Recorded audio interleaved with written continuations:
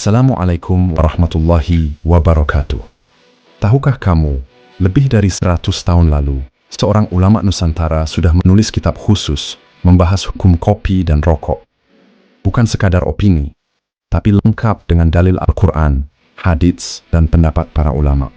Kitab itu berjudul Irsyadul Ikhwan fi Bayani Syurbil Qahwah wa Dukhan karya Syekh Ihsan Jampes dari Kediri. Hari ini kita akan membahas isinya. Siapa Syekh Ihsan Jampes? Beliau adalah ulama besar dari Kediri, Jawa Timur, yang wafat tahun 1952. Beliau penulis kitab tasawuf terkenal, Sirajut Thalibin, sebuah syarah dari kitab Minhajul Abidin karya Imam Ghazali. Artinya, beliau bukan ulama biasa. Keilmuannya diakui hingga ke Timur Tengah. Dan menariknya, beliau menulis kitab khusus membahas fenomena sosial saat itu, kopi dan rokok. Inilah sosok Syekh Ihsan Jampes, ulama besar yang tetap ingin terhubung dengan realitas masyarakatnya. Di masa lalu, kopi pernah diperdebatkan dan bahkan dilarang di beberapa wilayah Islam. Kenapa? Karena ada yang menganggap kopi memabukkan dan membuat orang lalai dalam beribadah. Lalu apa kata Syekh Ihsan? Beliau menjelaskan dengan tegas, kopi tidak memabukkan dan tidak menghilangkan akal. Bahkan sering membantu orang begadang ibadah. Beliau menggunakan kaidah fiqih, asal segala sesuatu adalah mubah sampai ada dalil yang mengharamkan.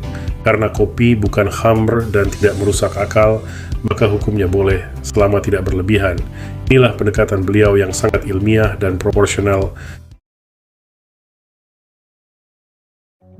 Hukum rokok menurut Islam bukan sekadar haram atau halal. Mari kita lihat pandangan para ulama yang sangat menarik. Syekh Ihsan menjelaskan, para ulama berbeda pendapat. Ada yang mengatakan haram, makruh, dan ada yang mengatakan mubah. Beliau mengutip banyak pendapat ulama dari Timur Tengah hingga Nusantara untuk memperkaya pembahasannya. Kuncinya ada pada kaidah la darara wala dirar, prinsip fundamental yang melarang untuk membahayakan diri sendiri dan orang lain. Jika rokok terbukti membawa mudarat besar bagi seseorang, maka hukumnya bisa menjadi haram baginya.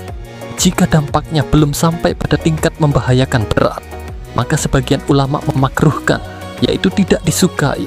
Perlu diingat, kitab ini ditulis di masa ketika penelitian medis modern belum secanggih sekarang. Luar biasa, pembahasannya sangat ilmiah dan berbasis dalil, tidak fanatik atau emosional. Sebuah pelajaran penting dalam berfatwa. Ada pelajaran besar yang kita dapat dari kitab ini, lurus dari warisan para ulama Nusantara. Pertama, para ulama kita sangat responsif terhadap isu sosial, selalu hadir di tengah kebutuhan umat. Kedua, perbedaan pendapat itu wajar dalam fikih.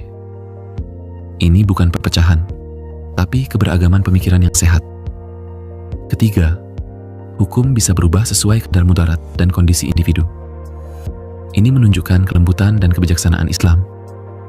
Dan yang sering diserang, Islam tidak anti kopi. Sebuah pemahaman yang perlu dikoreksi. Karena Islam tidak serta-merta mengharamkan sesuatu tanpa dalil. Semua hal harus dikaji dengan ilmu dan hikmah. Jadi, ternyata diskusi tentang rokok dan kopi sudah dibahas ulama kita sejak lama. Bagaimana menurut kamu? Tulis di kolom komentar.